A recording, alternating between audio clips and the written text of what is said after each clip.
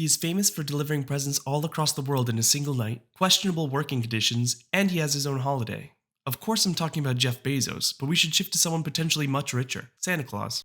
Every year, Santa gives out billions of presents to children all across the world, but how much money would you need in order to cover this cost? We don't know how much money Santa has. His tax forms were most likely buried under wish lists, but we can get a good estimate. The vast majority of a billionaire's wealth isn't liquid cash, but tied up in assets such as stocks, companies, or real estate. While we don't have a Zillow for the North Pole or know how much an elf costs, a large amount of Santa's assets are presents, which isn't nearly as ridiculous as something like NFTs. And just using that alone, Santa quickly becomes one of the richest people in the world.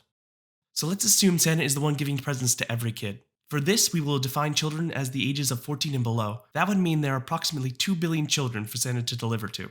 Now in the US, the average child receives about $276 worth of presents. And if Santa was just as generous to give the same to the rest of the world, he would be giving out $552 billion worth of toys this year alone.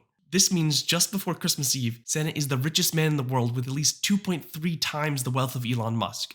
In terms of revenue, this puts the North Pole right under Amazon, making it the third highest revenue company in the world. Meaning Santa could truly grant all of our wish lists. But the difference is this is pure profit that is not needed to keep the North Pole running, as it is obviously given away every year. The materials needed for the presents are probably obtained through Christmas magic and some pretty unjolly work practices to keep it cost neutral. But even with all that, $552 billion is a bit unrealistic, since Santa tends to favor kids with richer parents. We need to figure out the average cost of a children's present all across the world, in both rich and poor countries. A good metric is GDP per capita, or the average amount each person contributes to the economy by providing sales or services. Countries with higher GDP per capita correlate to higher living standards and more spending.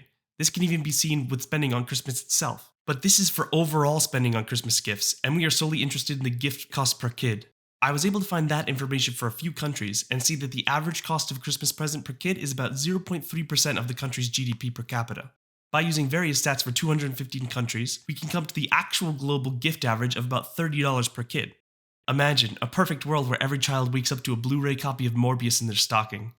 This adds up for a total of about $61 billion given out by Santa. Still an enormous amount of money, more yearly profits than ExxonMobil, but it's quite the fall, and Santa would only be at minimum the 20th richest person in the world. That is, until Christmas Day, when he goes back to an assumed zero net worth, before he quickly builds up his assets again. This man has been prestiging capitalism for centuries. But this is still a bit too much, since not everyone celebrates Christmas. Let's say Santa is really all about keeping the Christ in Christmas, and only gives to Christian kids. The cost of presents then fall to about $26 billion, which is still more than the yearly profits of both Amazon and Walmart, but now Santa would only be the 60th richest person in the world. But this time we've assumed too little. In the US, about half of those who celebrate Christmas view it as cultural as opposed to solely religious, and many people from differing beliefs still celebrate. Even in countries with extremely low Christian populations, the holiday has found new ways to spread cheer. I think the best estimate would be somewhere between the two. So Santa would give about 44 billion presents to children all across the world so they could have a happy Christmas morning. It blows my mind that there are dozens of individuals who could not only foot this bill once, but several times. That means it's possible for someone in reality to pull off an event only famed in myth for centuries. But I know getting that much generosity from them would truly require a Christmas miracle. That being said, I've seen worse ways to throw away 44 billion.